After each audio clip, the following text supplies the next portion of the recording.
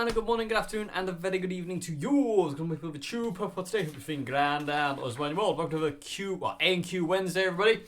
Let's get into question one, shall we? Okay, so question one is, how loud do you play in your house, and do you get along with your neighbours? I get asked this a lot, and I think I've answered this a few times before, but I think this is worth answering again. How loud do I play? I don't play ridiculously loud. I can't play ridiculously loud because my ears don't like loud volume. Struggle. Loud noise has always triggered certain things I don't want it to trigger in me. So I try and avoid... Well, I wear earplugs most of the time if I'm playing live, so it's not as deafeningly loud.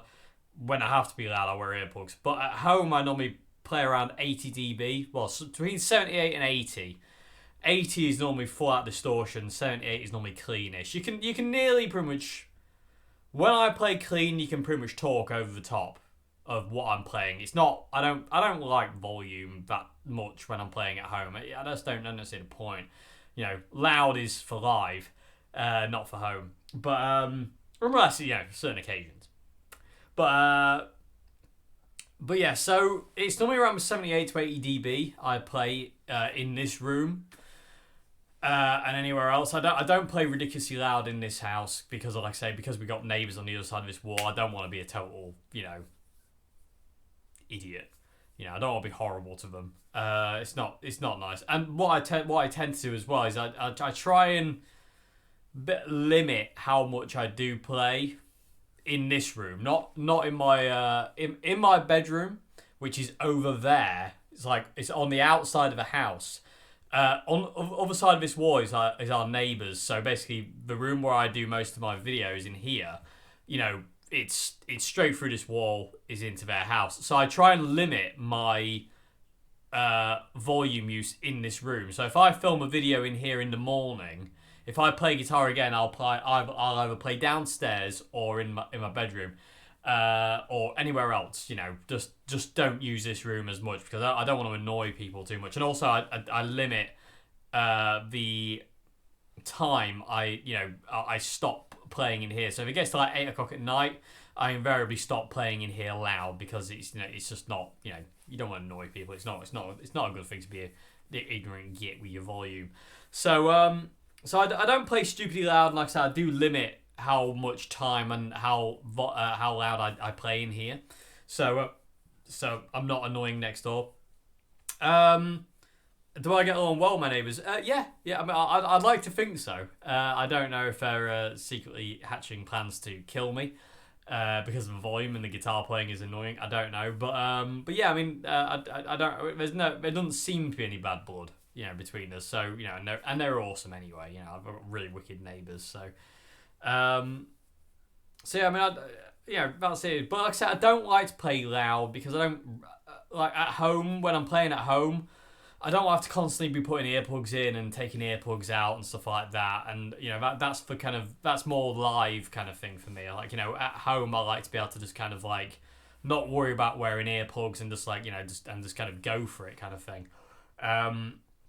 I don't want to be kind of like constantly pulling earplugs in and out and checking volumes and stuff like that. So like I say, I did dB. I've got a dB meter and it registers 80 at the loudest, and that's kind of like that's full out distortion, palm muting bass basically. It's about 80 dB. My clean tone is around between 77 and 78. And then once you stick on distortion, it gets a little bit louder and kicks it up to about 80. But it doesn't really go above 80. There's maybe 81, it'll fluctuate to 81, 82, give or take. But it won't go anything above that. I think anything above that, it gets a bit silly. But that's my happy volume anyway. I always know where I like to run my amps volume-wise. So yeah, I mean, I don't play stupidly loud. Like I said, I do live in a terraced house. I live on the outside terraced house though, so that's really cool. So I've got the outside wall there. So I don't have to kind of what's the word? I don't have to worry about noise so much on that side of the house, which is where my my bedroom and my other room, my guitar room, are, I don't have to worry about it so much because like the sound is over this side of the house. It doesn't travel over here too much. If I, shut doors and just kind of keep it kind of to a decent level, we're all okay. So yeah, I don't play ridiculously loud. I don't like to play ridiculously loud. If I do play ridiculously loud, it'll be live, and then obviously it's kind of needed because I don't really like miking up live. I like to just crank the back line, which makes me feel more like I've been in bands where your back line's really quiet and it's mic'd up and it goes through the PA, so your back line's really quiet, and I really don't like that. It really it doesn't grind my gears, but I don't like it because there's no air moving. I don't like. I remember doing a gig once with a band where I took my Marshall MG, and the Marshall MG, I had the volume at about 1. I have that louder in here. It's about 1.5 in here. I had the volume about 1 at the gig because I turned up to my normal gig volume. My normal gig volume on the Marshall MG was 3 or 4, which is loud on that amp. That is, I've never got that amp to 5. I don't need to get that amp to 5. It's loud enough at 2 or 4. It's fine. And I immediately did that. I turned it to 3, and we did sound check, and the sound guy said, "You're too loud. You're gonna have to turn it down." So I turned it down to like 2.5. Guitar thing to do, only a little bit. So I turned it down to 2.5, and he goes, "No, you're still too loud." I turned it down to 2, and I was like, "Oh my god, this is ridiculous." And I eventually got it to 1. He goes, "Yeah, that's fine," but I was like, "But I'm not." It's not moving. I found it really hard to get kind of like into the music after that point because there was no air moving. When I play live, I really like to be able to feel, not hear. I like to be able to feel my amps working. You know what I mean? I like to be able to kind of like, feel it, and I can then lock in with that feeling, and I can use that energy that comes out of the speakers to power me, and I like that. In a small room like this, I don't need that much volume to do that, which is great. When I play at home, I don't need that much volume to feed me, if that makes any sense. Like, I can be fed very nicely on very low volume in a small room like this, or my bedroom, or the guitar room downstairs, which is awesome. I don't have to crank the amps to the roof to get to get it to kind of feel right. I can have them running really quite quiet, actually, to be honest with you, and comfortably, which is always good in this room, and not stupid volumes where you walk away going, "Oh, my ears."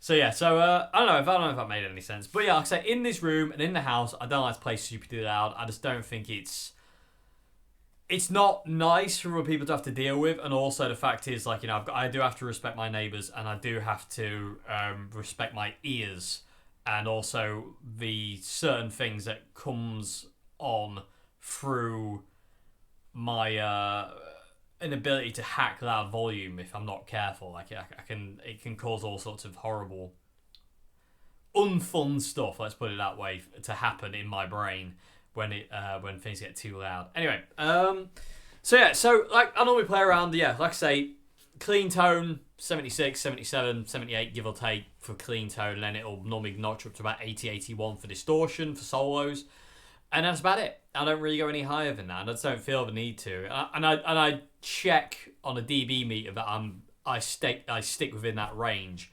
I don't want to be kind of like, I'm just going to turn it up louder today and end up like 99 or 100 dB, which wouldn't be very, very pleasant for my ears, or anybody's ears for that matter. It would just be too loud. Like I said, I'm not really a massive fan. I mean, I do like volume. Like I say, live, I like volume, but I'm not a massive fan of super loud. I'm always conscious of being super loud. I don't like being super loud. Like, like I said, I only ever run my amps at 3 or 4, or unless it's the orange, in which case the orange I normally run at about 5, 6, because the CL120 is quieter than all my other amps, apart from obviously the small combos. But my main gigging amps, the CL120 is the quietest amp I own for gigging. It's really, really quiet. So I normally run it at about 6. There was one gig where I had to run it at 7, and that was just uncomfortable. That was just too loud, in my opinion. That was just silly. But yeah, I tried to be kind of like, what's the word? Mindful of volume. I say not only for other people, but for myself and my ears as well. I don't want to damage my ears too much. if at all. There's no way you can't not. That's just the way it is. Just being in a loud environment can damage your ears. It doesn't have to be music. You know what I mean? It's so you just have to limit the time you do it, really. So I always take long breaks after I film a video. If I say I do like a pedal demo or a demo in a guitar and I play for like an hour, say, I will basically take a good 3 to 4 hours, maybe even more than that, maybe rest of the day off from loud playing. If I play again, I play quietly. I don't play loud. I just want to give my ears a chance to kind of like, rest and recuperate from that volume. So some of the videos I do where I play for like 45 minutes, 35 minutes, 30 minutes, whatever, straight.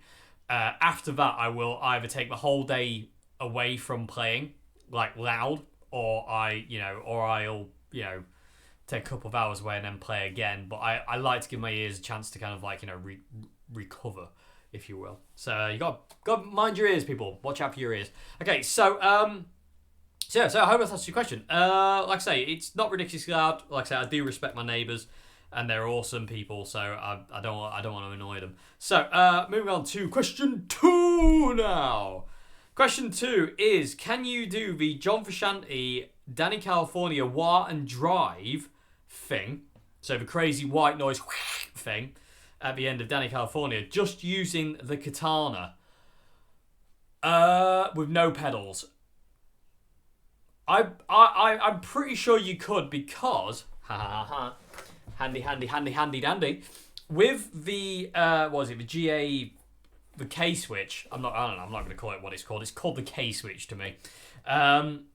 With the K switch, you do have the ability to have a volume and an effects expression pedal coming out of this, and you can alter signal chain inside the Katana. Whether you can do it so the distortion is on the input side of the wah-wah, I don't know. I really don't know. Like I said, I haven't actually thought about doing that, but now your question has come up. I am curious, but I don't have an expression pedal to try it. But I am curious. People of the tube, I call upon you here. If anybody knows who's got a K-switch and a Katana, I don't know why you'd have one. Actually, no, these are for... You can use these for another Boss amp, couldn't you? They're not just for the Katana? I don't know. Maybe I'm wrong. I don't know. But people of the tube, if anybody out there knows if you can change the signal flow in the Katana's Tone Studio so you can have a distortion on the input side. Is it input side? Input to output. Yes. On the input side. So you've basically got like, say guitar, distortion, and then wah, and then to the amp. Because I know you can alter things in 3 different ways. I could be thinking wrong about that. I don't know if you can alter things where... I don't know. People of the tube. Katana, people of the tube. Let me know. Can you do that with the Katana? Let us know in the comment section below. Because I'm not 100% sure. Like I said, I've never bothered doing that because I just have my DS2 and Vox or Ibanez WH10, so I don't really do that. You know what I mean? I've never thought about doing it just from the Katana. And also, because I don't have an expression pedal for the Katana, it's never really come up for me to do that. I would probably say I'm about 70% sure you could, but there is that doubt. But I'm like, no, I don't know, actually. I don't know if you can get the distortion and the wah in the right position to get that white noise thing. But you might be able to do it, because with the wah-wah inside the Tone Studio, you might be able to get the inbuilt wah-wah sounds to actually simulate that kind of thing. Anyway, it might not be 100%. You might miss out on quite a lot of the white noise, kind of that noise. But you might be able to kind of get some kind of approximation. It won't be 100%, but you might be able to get some kind of approximation. I don't know. Like I say, people of YouTube, if you know, let us know in the comment section below, because I'm not 100% sure. But I am very curious now. I would like to get an expression pedal, to be honest with you. I'm going to have to get an expression pedal out and mess around and see what happens, because with the Katana artist, which I'm still debating, is it my favorite amp of all time? Is it my, not my favorite amp of all time? Because my favorite amps of all time are in the shot there. The 4 amps I have in this room now are my favorite amps of all time. But the Katana artist really, because it's so versatile with just this, I am trying to think, is it my perfect amp? I'm still stuck on that. And every time I play through it, I'm like, this is my perfect amp. It does everything I want from this. Okay, so sorry about that, everyone. We had a bit of a memory card camera glitch. I don't know which one it was. And then I started recording again and realised the microphone had turned itself off randomly. And I was just, there would be no noise. So that'd be a great end of this video. Anyway, I'm glad I spotted it sooner rather than later, but it's very annoying. I don't know why it does that. I'm pretty sure it's the memory card, because the memory card that's in the camera I've had since old hat. The memory card that's in this camera now is the same memory card I had to do all the old hat videos. Every video to date has been done on this memory card. So maybe it's time to put it into retirement and get a new one, Dave. What do you say? Okay, so like I say, yeah. Can you do that? I don't know at this point in time. I want to say yes, but I can't say 100%, so it's ye at this point in time. I can't add the S on the end at this point in time. So it's kind of, I don't know. But and I do apologise. It's not a very, very, very good answer, that one. I do apologise, but I don't actually know. But like I say, I will get an expression pedal, and I'm gonna see what we can do. And also, hopefully there might be a comment in the comment section below that can help you out with that as well. So yeah, I hope this question as best that I can. That's not great, but I do apologise. So, moving on to question 3 now. Question 3 is, do you think the Ibanez WH10 Wah is overrated, and do you think it's only popular because of John Frusciante? Yeah. I mean, I don't think the Wah is overrated. It's a fantastic wah pedal, but is it only popular due to John Frusciante? Yeah. John's the only guy who uses these things. You know what I mean? I don't know any other guitarist who has an Ibanez Wah on their board, in the mainstream kind of thing, other than John. You know what I mean? But is it overrated? No, it's a fantastic wah pedal. Yes, it's a diva and it's finicky, and you've got to kind of give it what it wants. But when you give it what it wants, and once you understand it, it really works, if that makes any sense. Like, it's a fantastic wah pedal, and I love it. I really do love it. I mean, in all fairness, at this point in time, it's really weird. My favourite wah pedal in the world is the Vox Silvertop, and nothing's ever going to change that. And the Ibanez definitely ain't going to change that. But it's a very close second, if that makes any sense.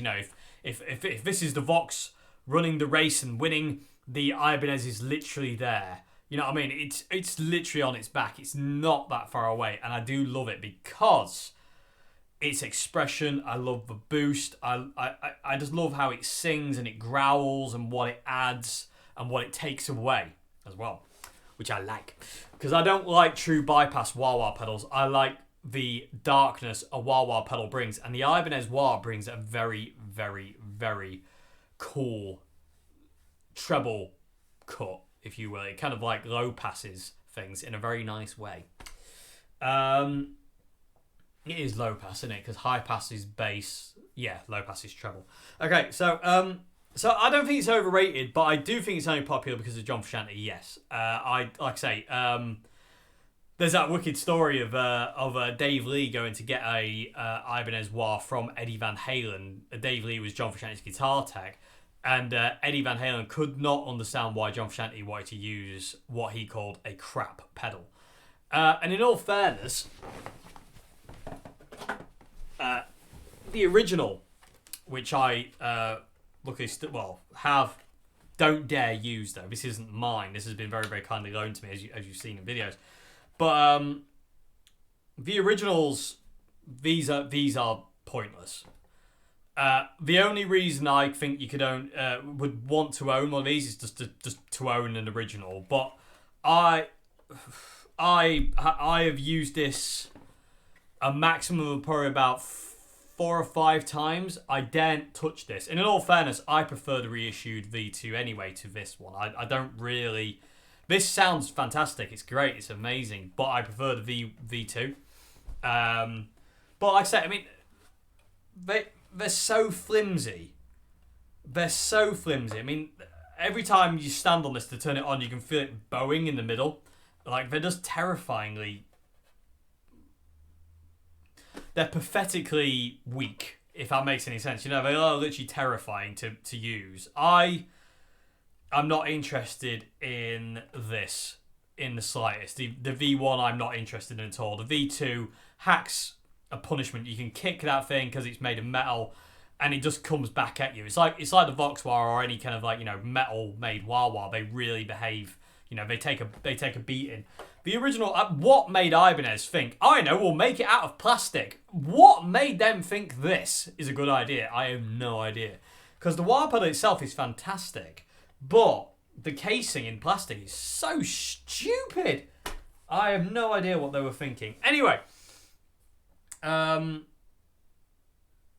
yeah, is it overrated? No. It's a great wah pedal, and I would recommend it to anyone because it can do so much. It's super versatile. And the thing is too, is like if you don't want the boost, you just turn the boost dial down. You know, that thing on the side there, the dial. You turn that down on the V2. If you turn that down to about 10 o'clock, 9 o'clock, 10 o'clock, maybe even about 10:30ish on the V2, you get a normal kind of... It sounds like the Vox. Just clean, you know. And you don't get the volume jump because you've turned the boost down, so you're not getting that intense thing. So you can kind of get best of... It's very versatile. It's a lot more... I would say the Ibanez is a lot more versatile than the Vox. And I keep looking up there because that's where the Vox is. But the Ibanez is a lot more versatile, but the Vox is cleaner and singier. And it's a little bit more expression in the Vox than there is in the Ibanez. But no, I wouldn't say the WH10 is overrated. I don't think it is. It's a great wah-wah. It really is. It's fantastic. And it covers so many varieties of different wah tones as well. You know, it's not just John Frusciante. You know what I mean? You can get really good kind of like Brian Robertson, Jimi Hendrix. You know, you can get all sorts out of it. And plus, it's got the added awesome bonus of having the bass wah in there, which is fantastic. And I love the bass wah function. It's just so cool to use the bass wah function. So it's more than just kind of like it's not just like a wah wah. You know what I mean? It's more than just a wah wah because you've got the two modes, guitar and bass. You've got the depth dial, intensity dial, whatever you want to call it, on the side, the boost dial, gain dial on the side to kind of like, you know, to play around with, to get different kind of like intensities of wah and whatnot. You know, it's all sorts. It's a very versatile wah pedal, which in all fairness, I think that's why I'm using it more than the Vox at this point in time, because I can get a little bit more out of it depending on what I want. You know what I mean? Like if I want, like certain kind of like soundscapey things, like in certain soundscapey things, I like to click the wah over to bass because you get that real kind of like high passy kind of sound, which is wicked, and I like that. And I can't get that with the Vox. You know, I can't get that with any other wah pedal as far as I know at this point in time. But I'm sure there is one out there. But no, it's not overrated. It's a fantastic wah pedal. I think it's iconic because of John Frusciante, but that is the only reason it's iconic. I think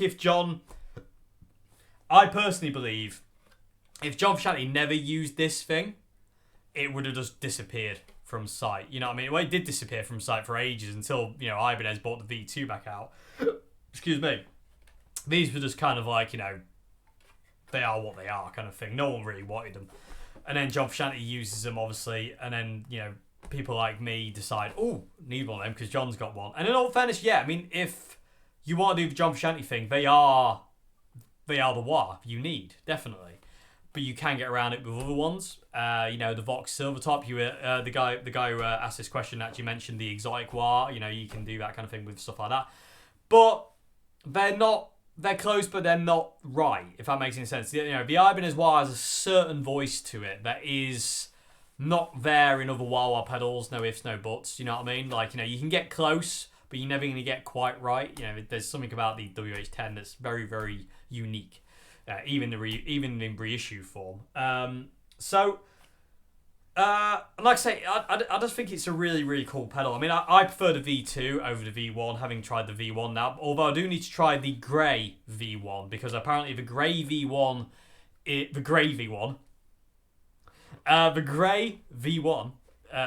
WH10 apparently has more of a boost in it than the black one. Apparently the black one's quite low on its boost function. You know, and this one, you said, I did a video on it, so this one does have less depth in it, if you will, less gain, less boost than the V2, which I definitely prefer over that one. And like I say, also another thing is, like, these are terrifying. You know, the plastic housing. You know, you can break these things just by looking at them in the wrong way. They're just silly.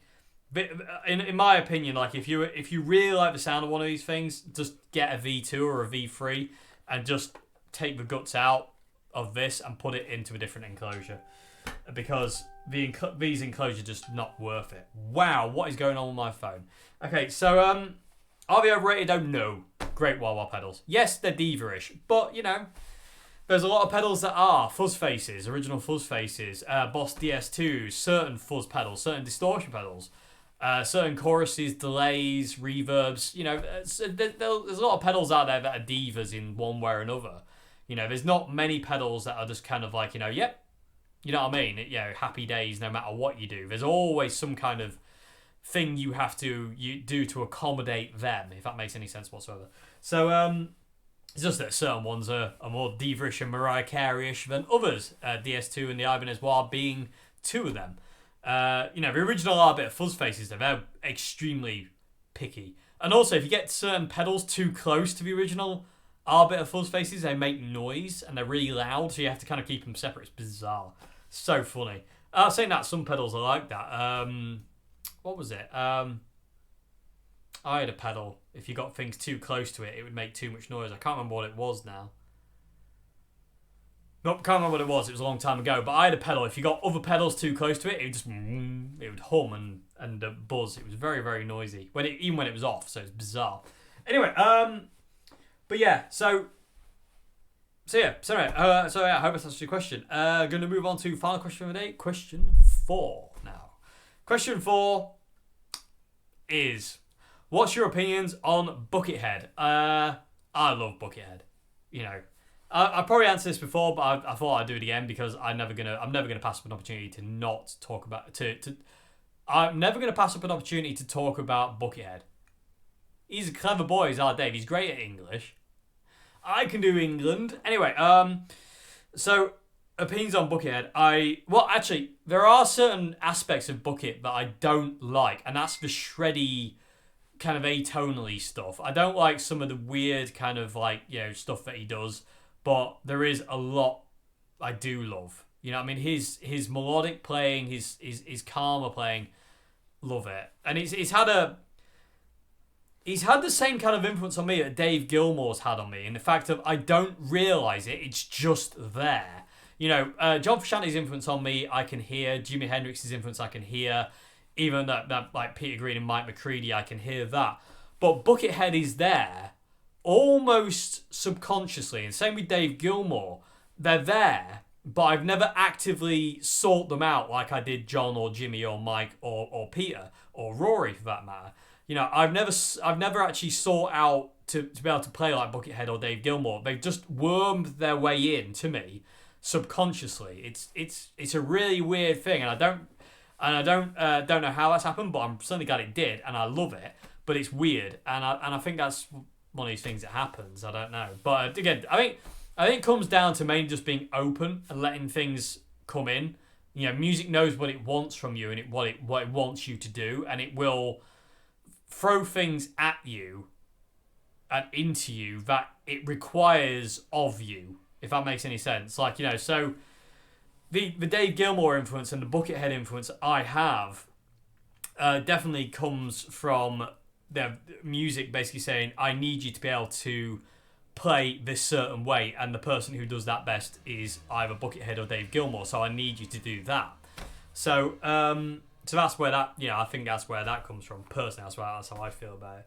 But I do love him. Like I said, I don't really like the crazy kind of like loads of tapping kind of thing and the atonally kind of stuff. And certain songs, I'm just like, nah, it's not for me. But a lot of stuff like Soothsayer, Nottingham Lace, a lot of these songs. I mean, a lot of the Pikes as well. They're just fantastic. I just love him, and I love the fact he can kind of do anything he wants. Bucket can. He can do anything from supremely heavy to extremely melodic acoustic stuff, and it's accepted. You know what I mean? I like that freedom that he's got. It's always appealed to me to be able to kind of...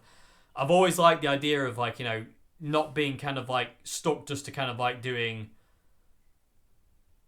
just heavy metal. I'd like to be able to kind of like, do other kind of things. And I like to be able to kind of like draw on influences.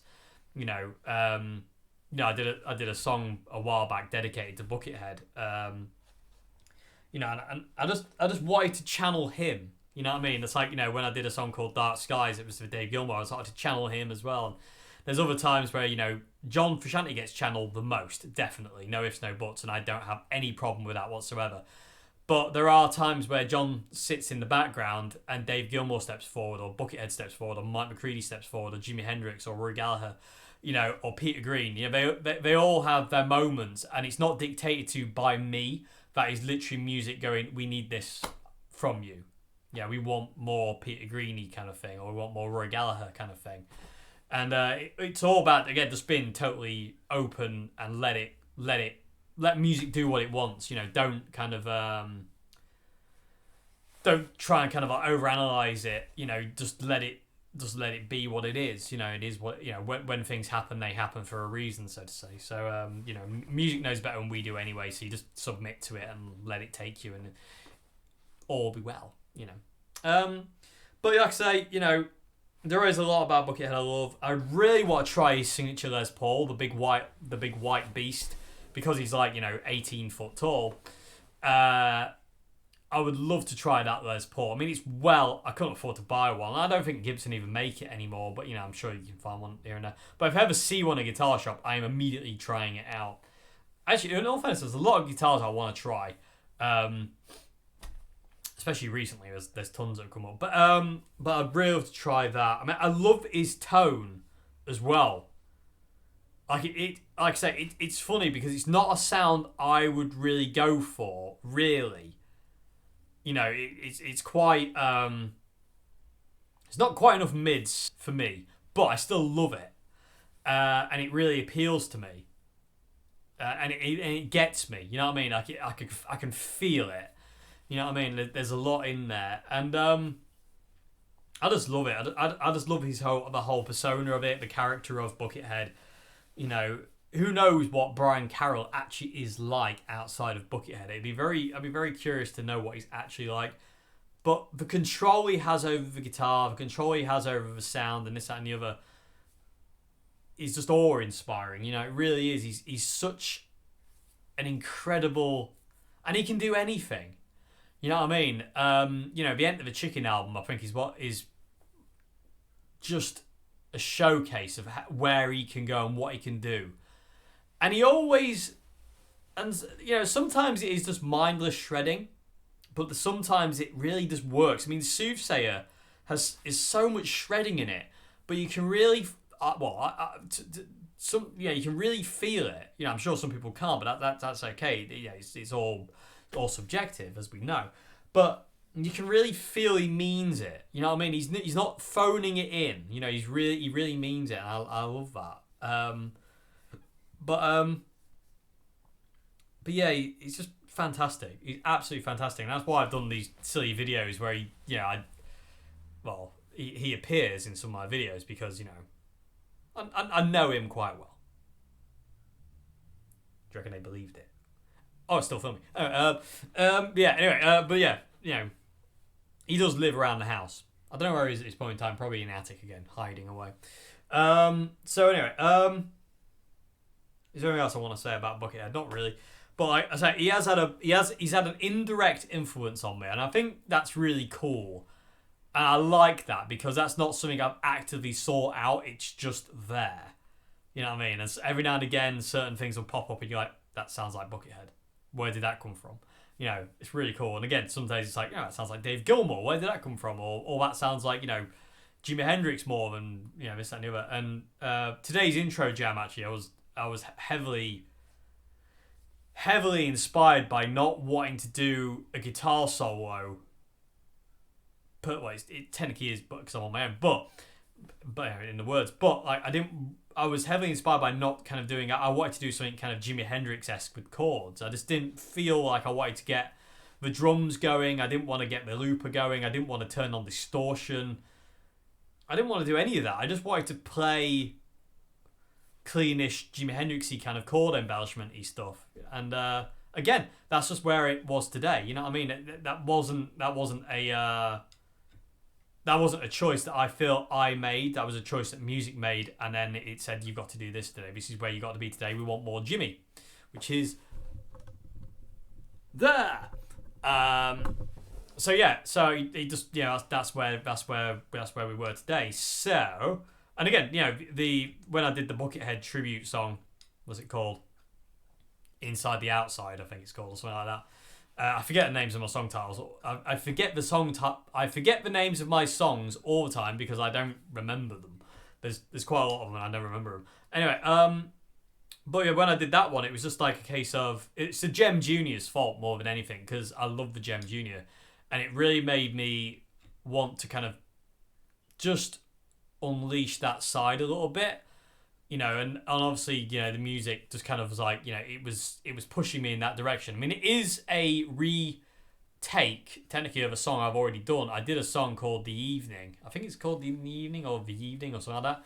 And it's basically that, but like recorded properly, which is something I always wanted to do since I recorded that video. So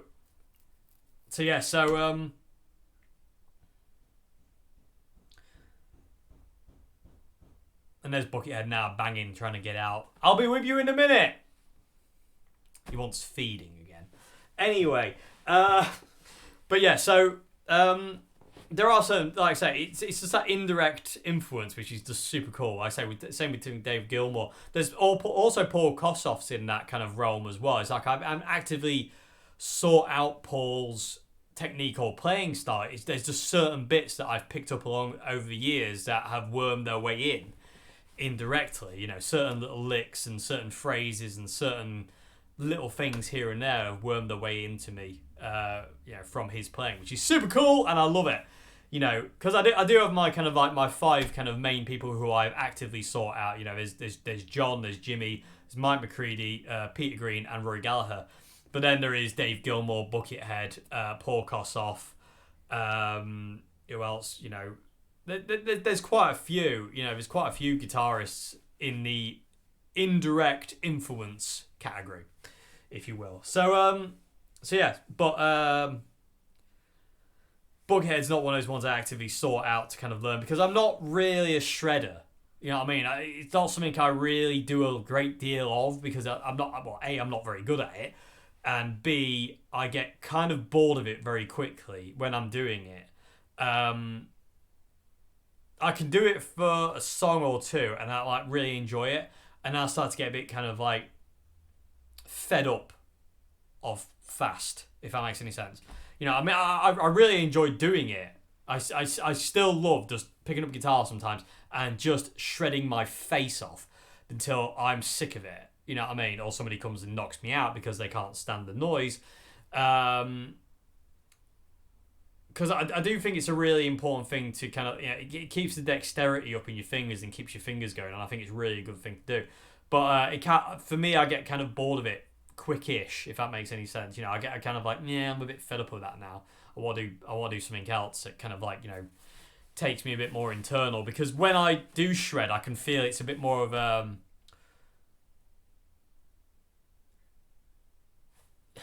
internal external thing, where I'm still expressing, but there is certain points during shred where it kind of takes me out of that, and it's just becomes more of a technique, more of a feel, if that makes any sense. I don't know if that makes any sense, but yeah, so for what that's worth. But yeah, so anyway,